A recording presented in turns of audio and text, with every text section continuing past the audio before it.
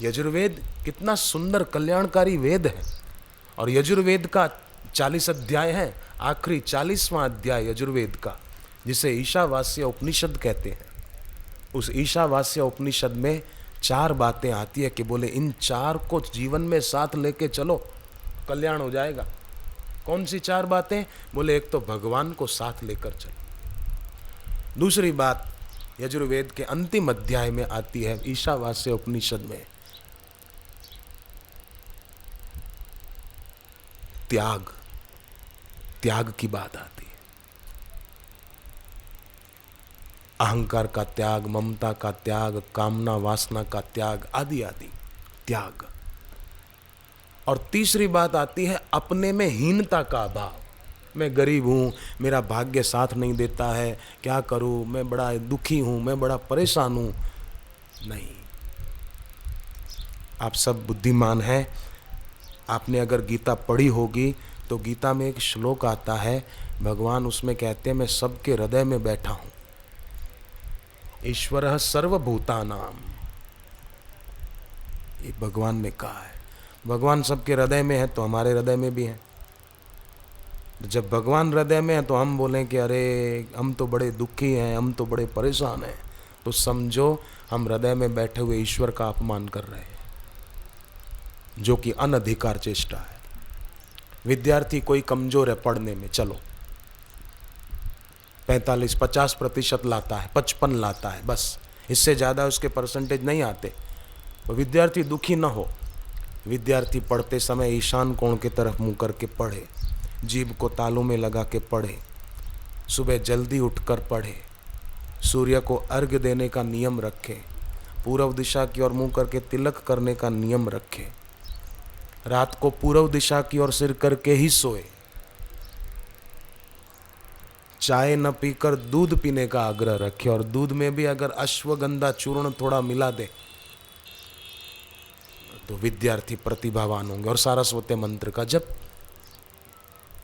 तो जो 50-55% लाते हैं वो 80-85 और 90 तक भी पहुंचे हैं, ऐसा मैंने देखा है, रिजल्ट देखे मैंने बच्चों के। एक विद्यार्थी सारस्वत मंत्र लिया,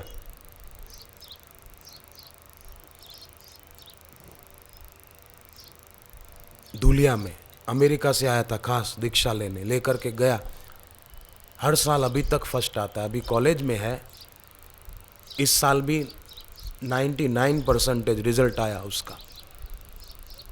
एक लड़की जिसका नाम महिमा शर्मा, 4th क्लास में पढ़ती थी तब दीक्षा ली थी, अभी 11वीं में है। 10वीं की परीक्षा दी बोर्ड की, जब रिजल्ट आया तो पूरे जम्मू कश्मीर राज्य में फर्स्ट आई, अखबार में उसका नाम फोटो छपा, पूरे राज्य में 10वीं की बोर्ड में उसका पहला नंबर।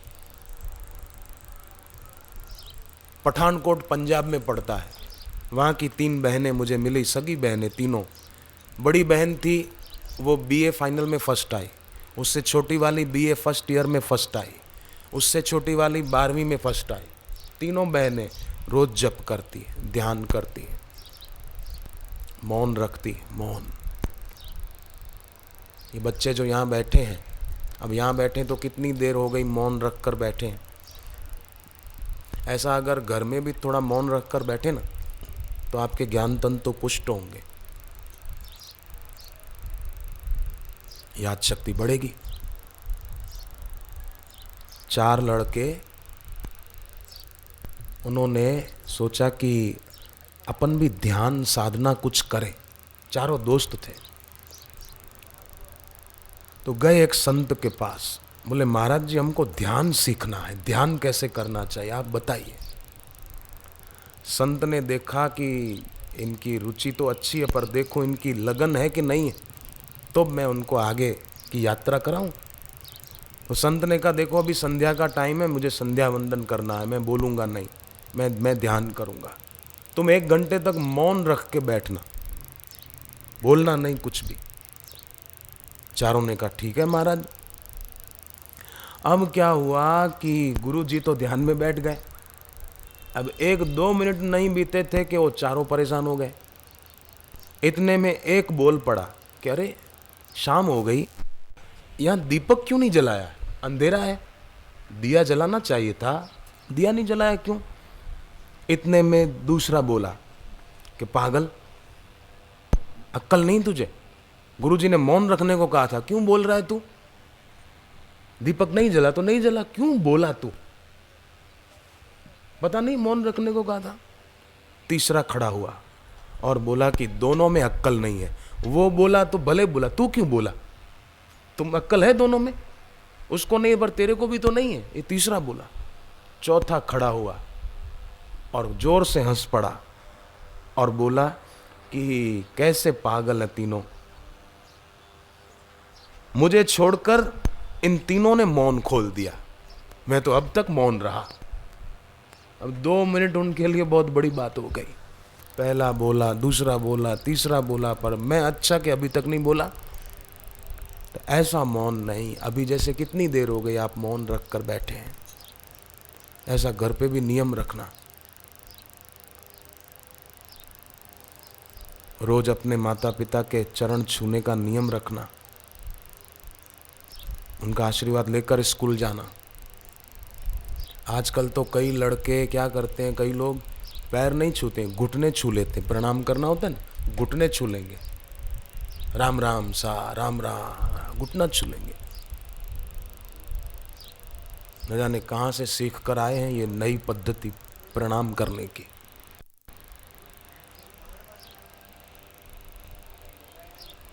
पैर छूकर हर विद्यार्थी को चाहिए कि रोज पैर छूकर प्रणाम करें, तो विद्यार्थियों को माँ बाप का आशीर्वाद मिलेगा।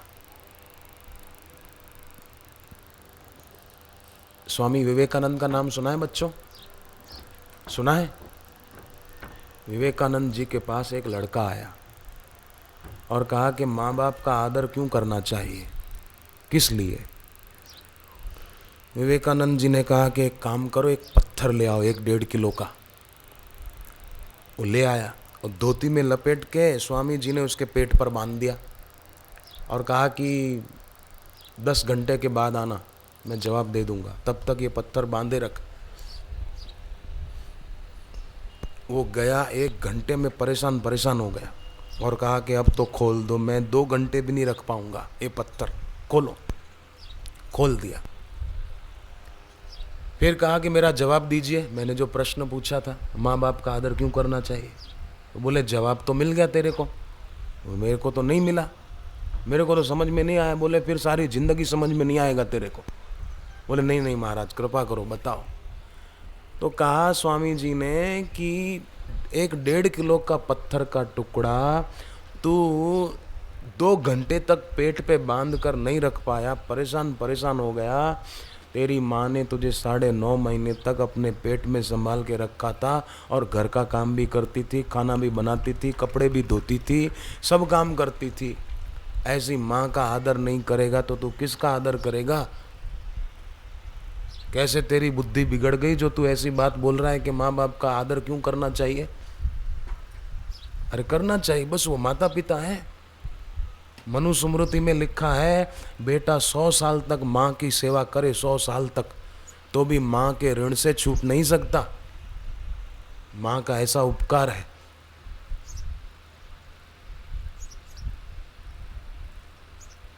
आप देखो एक बात, विज्ञानियों ने रिसर्च की, बड़े लोग भी ध्यान देना, कितनी सुंदर रिसर्च की। विज्ञानी भी कितने अक्ल वाले।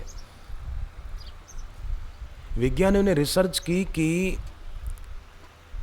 एक माँ है, बच्चा उसका उसके पास में सोया है, रात का टाइम है, आधी रात का टाइम है, माँ नींद में है, गहरी नींद में है, बच्चा उसके पास ही सोया, छोटा बच्चा है। बरसात के दिन है, बिजली चमकती है, बादलों की गड़गड़ाहट होती है, मेघ गरजते हैं, जोरों की आंधी चलती है, बरसात शुरू हो जाती है, पर मां की आंख नहीं खुलती।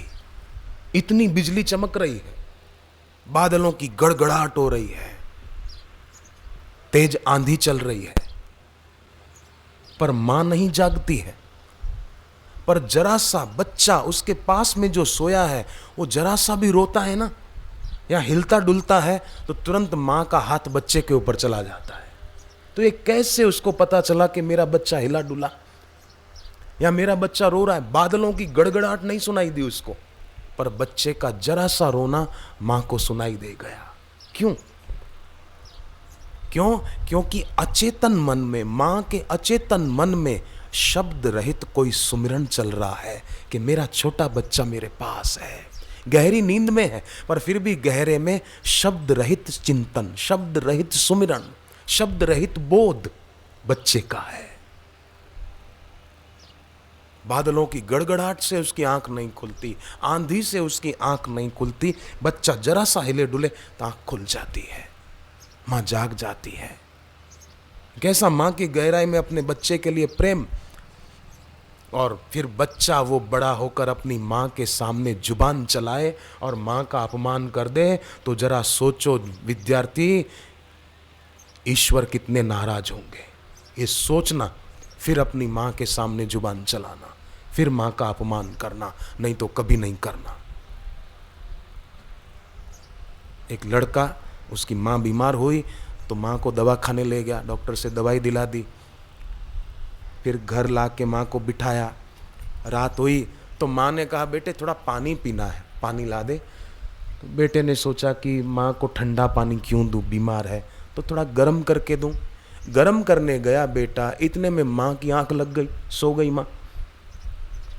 तो बेटे ने सोचा कि अब मैं तो जवान आदमी, सो जाऊंगा तो ऐसी नींद आएगी कि सुबह सीधे 6-7 बजेंगे। और मां को रात को प्यास लगी तो बेटा खड़ा रहा, बीच बीच में पानी गर्म करके लाता रहा। 4 बजे उसकी मां उठी तो मां ने देखा सामने बेटा तू सोया नहीं कि जल्दी जाग गया? बोले मां मैं सोया ही नहीं हूं, तूने रात को पानी मांगा था ना, फिर सो गई थी तो मुझे लगा क्या पता मां की कब आंख खुले और उसको पानी की जरूरत पड़े, इसलिए मैं बैठा रहा। तो मां की आंख में आंसू आ गए। बोले बेटा तू मेरे लिए पूरी रात जगा?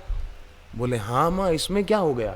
मां मुझे याद है मैं जब छोटा था ना तो तू मेरे लिए कई रातें जगी थी, मैं तेरे लिए एक रात जगा तो क्या बड़ी बात हो गई मां, मैं भी तेरे लिए कई रातें जागने को तैयार हूं। ऐसा अपनी मां के लिए आदर हो, अपने बाप के लिए आदर हो।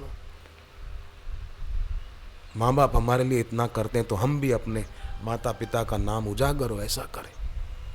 पहले के जमाने में स्कूल कॉलेजों में पढ़ते थे लड़के, ध्यान से सुनना विद्यार्थी, पहले के जमाने में स्कूल कॉलेजों में पढ़ते थे लड़के और आज के जमाने में स्कूल कॉलेजों में पढ़ते हैं लड़के। लड़के दो अर्थ हो जाते हैं। पहले के जमाने में पढ़ते थे लड़के और आजकल के जमाने में पढ़ते हैं लड़के। लड़ाई झगड़ा स्कूलों में, कॉलेजों में, इलेक्शन होते हैं, चुनाव होते हैं, क्या जीएस बोलते हैं, क्या बोलते हैं कॉलेजों में, ऐसा वो कौन बनेगा, ऐसा कुछ बोलते हैं उसको, वो कौन बनेगा। चुनाव लड़ाई झगड़ा क्यों करना? जो वैरी जहरी होता है ना वो दूसरे जन्म में सांप बन जाता है। झगड़ालू होता है ना, झगड़ालू द्वेषी जहरी आदमी दूसरे जन्म में सांप बन जाता है। खूब फुफकारो, खूब जहर रखो अपने पास। मधुर व्यवहार पुस्तक है आश्रम की, 1 रुपए की है खाली, पर उसमें जो ज्ञान है वो बड़ा अनमोल है। घर घर में रखनी चाहिए मधुर व्यवहार पुस्तक, खाली 1 रुपए की है, छोटी सी पुस्तक है, बड़ी सुंदर पुस्तक है। एक सज्जन ने, ललितपुर में रहते हैं, झांसी के पास है ललितपुर, उसने वो पुस्तक पढ़ी, छोटी सी उसकी दुकान है साइकिल की, ज़्यादा पैसे वाला भी नहीं है, पर उसने चिट्ठी भेजी अहमदाबाद कि मैंने आश्रम की मधुर व्यवहार पुस्तक पढ़ी तो मैंने संकल्प कर लिया है कि हर महीने अपने व्यक्तिगत खर्च में से 50 रुपये बचाऊंगा और 50 किताबें मधुर व्यवहार खरीद कर दूसरों के घरों में पहुंचाने की सेवा करूंगा। तो कितनी अच्छी बात है, 50 रुपये 1 महीने में बचा लेना अपने जेब खर्च में से, अच्छा है। सत्य साहित्य के प्रचार प्रसार में जितना रुपया लगे न उतना ज़्यादा अच्छा है। जो बुद्धिमान होते हैं वो तो बड़ी समझदारी से काम करते हैं। तो यजुर्वेद के अंतिम अध्याय में 4 बातों में चौथी बात आती है कर्तव्य परायणता। अपने कर्तव्य का ठीक पालन करना चाहिए, तो वो आदमी हमेशा सुखी रहता है और सफलता पाता है। एक विद्यार्थी था, शिक्षक ने क्लास में कहा कि बच्चों,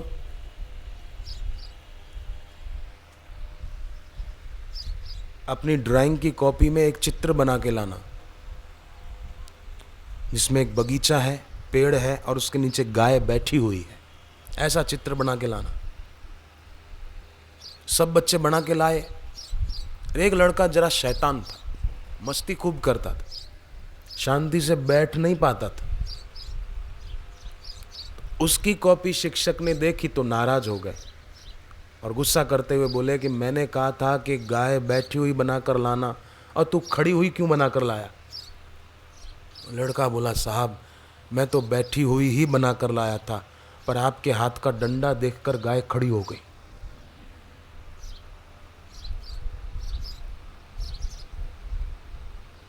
अब ऐसे विद्यार्थी कैसे महान बनेंगे आप बताओ। मनमुक्ता नहीं छोड़े तो महान कैसे बने। दूसरा एक विद्यार्थी था, वो विद्यार्थी बीमार हुआ तो बाप ने उसको दवाई देनी चाहिए पर वो ले ही नहीं, तो बाप ने एक दूसरे कमरे में जाकर एक लड्डू लिया, लड्डू के बीच वो टैबलेट रख दी और फिर आधा लड्डू ऊपर से दबा के बेटे को दिया कि ले खा ले बेटा। थोड़ी देर के बाद पूछा, बेटे लड्डू खा लिया? बोले हाँ खा लिया ना। कैसा लगा? बोले बहुत बढ़िया था, पर गुठली खराब थी, वो फेंक दी, वो गोली फेंक दी, टैबलेट फेंक दी। अब दवाई फेंकेगा तो ठीक कैसे होगा। ऐसे ही सत्संग नहीं सुनेगा, गुरु मंत्र रूपी औषधि नहीं लेगा तो सुखी कैसे होगा, शांत कैसे होगा। जरूरी नहीं है कि पैसा ज्यादा हो तो आदमी सुखी है, ये भ्रांति में नहीं पड़ना। मैंने विदेशों में देखा, लोगों के पास पैसा बहुत है, बेटे की कार अलग है, बेटी की कार अलग, माँ की कार अलग, बाप की कार अलग, 4 मेंबर है तो चारों की गाड़ियां अलग हैं, परंतु सुखी कहाँ है। हाई बीपी की बीमारी है, डायबिटीज है, जोड़ों का दर्द है, किसी को कुछ है।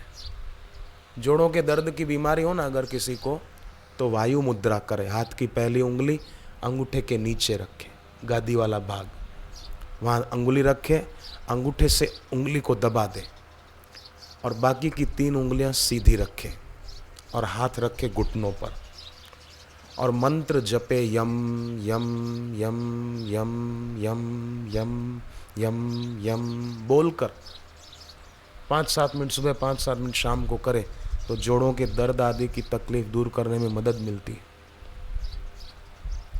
फिर थोड़ा खान पान का ख्याल रखे। आश्रम का सर्वगुण तेल है, वो जहाँ दर्द है वहाँ थोड़ा लगा दें और कपड़े में नमक भर के उसको गर्म करके थोड़ा सेक कर दें तो दर्द आदि की शिकायत दूर हो जाती है। मेरे को तो एक बार एक्सीडेंट में यहाँ माइनर फ्रैक्चर हुआ था, डॉक्टर कहने लगे कि 21 दिन तक पट्टा बांध के रखना पड़ेगा। तो मैंने कहा पट्टा बंधा रहेगा तो मैं जप कैसे करूँगा, माला से रोज का नियम है। तो बोले थोड़े दिन नहीं करना। मैंने कहा नहीं, ये तो नहीं हो सकता। मैंने वो प्लास्टर ऑफ पेरिस वो पट्टा नहीं बंधवाया, दूसरा पट्टा जो ऐसे ही खोल के लगा देते वो ले लिया और आश्रम में आकर सर्वगुण तेल की मालिश करता, कपड़े में नमक भर के गर्म करके थोड़ा सेक करता और पट्टा बांध देता। वो 15 दिन में तो माइनर फ्रैक्चर कैसे ठीक हो गया, अभी जरा भी दर्द नहीं है, बिल्कुल नहीं, एकदम बढ़िया है। सर्वगुण तेल इतना गुणकारी है, एकदम सेवा भाव से बनाया हुआ है। जो जिन औषधियों की ज़रूरत है उस तेल में वही औषधियाँ डाली हुई है, तो उसका उपयोग करना। वो तो कभी कहीं थोड़ी चोट लग जाए तो वहाँ भी लगाएं तो भी आराम होता है उसमें।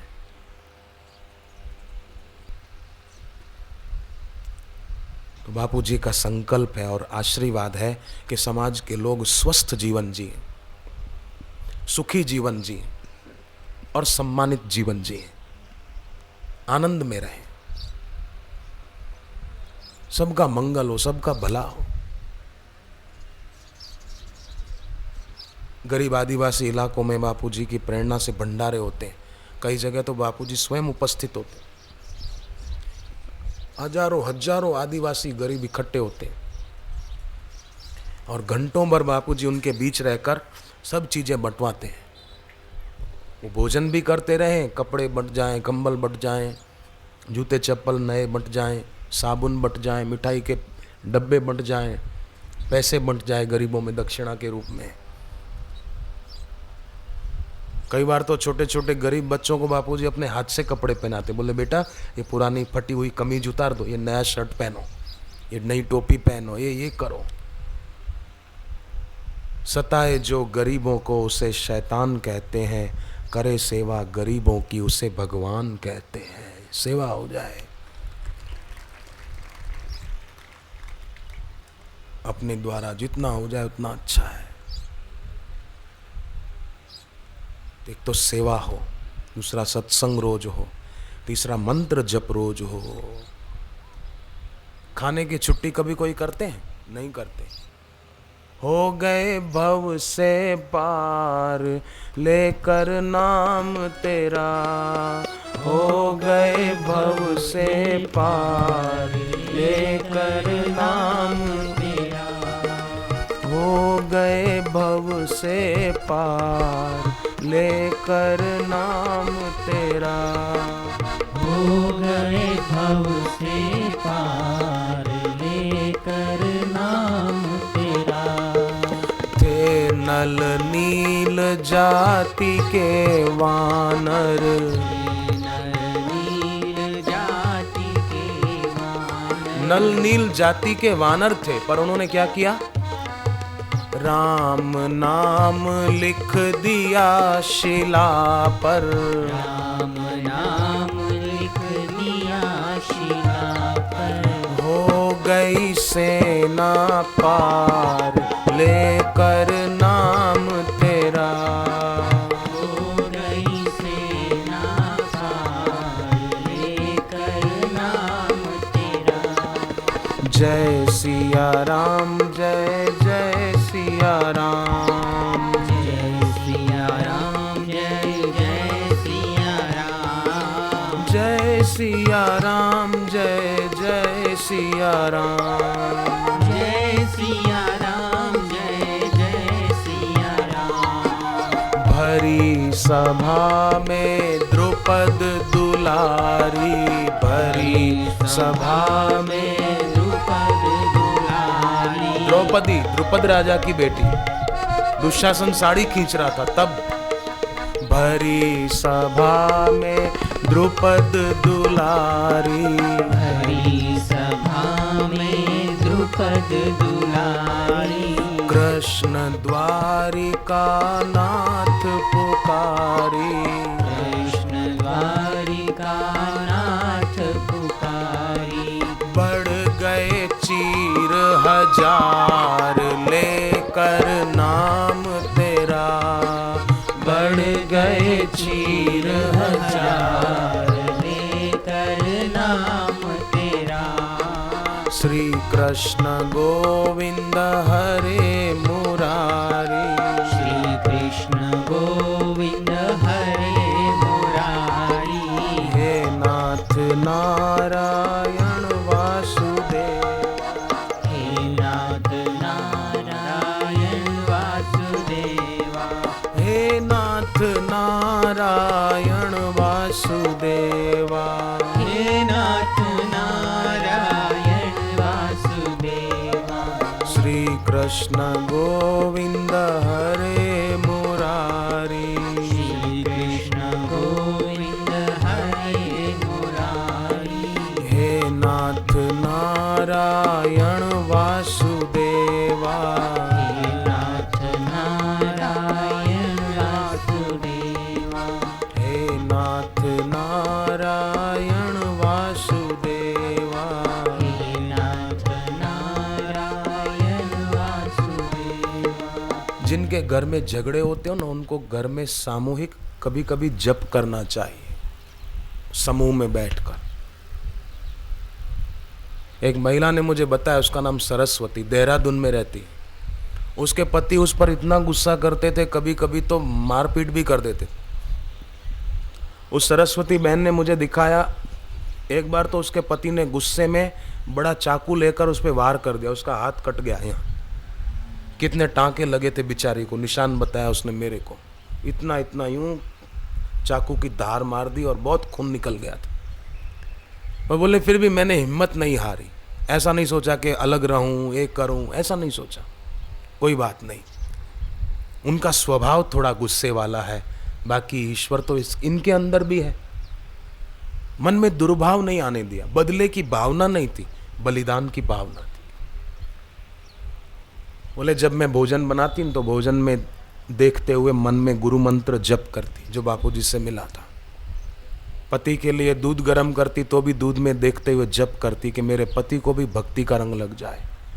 और इसका परिणाम ये आया कि 1.5-2 साल लगे, पर पति के स्वभाव में अद्भुत परिवर्तन आ गया और वो भी भक्त बन गए। अब कहीं शिविर होती है तो वो मेरे को बोलते हैं, सामान तैयार करो, अपन बापूजी के शिविर में चलते हैं, ध्यान साधना करने के लिए चलते हैं। अब वो पहले तैयार होते हैं, मेरे से पहले टिकट भी बुक करा के आ जाते हैं, देहरादून से कभी सूरत, कभी अहमदाबाद, कभी कहीं दिल्ली में पहुंच जाते हैं। तकलीफ तो थी, पर वो महिला धीर गंभीर थी, दुखी नहीं हुई, विचलित नहीं हुई। जो आदमी जितना सुख के पीछे भागता है ना, उतना दुख उसके पीछे भागता है। और जो आदमी सुख के पीछे नहीं भागता, अपितु जप ध्यान सेवा सुमिरन करता हुआ ईश्वर की ओर चलता है, तो अजामिल जैसे अजामिल पुत्र के उद्देश्य से नारायण नाम का उच्चारण किया, पुत्र को बुलाने के उद्देश्य से, तो संपूर्ण पापों से मुक्त हो गया, पाप का प्रायश्चित भी हो गया और बुद्धि भी भगवत विषय हो गई। यमदूत लौट गए, उसके बाद 12 साल और जिया वो भक्ति करते हुए, और मरने के बाद भगवान के धाम में गया। नाम जप की महिमा है।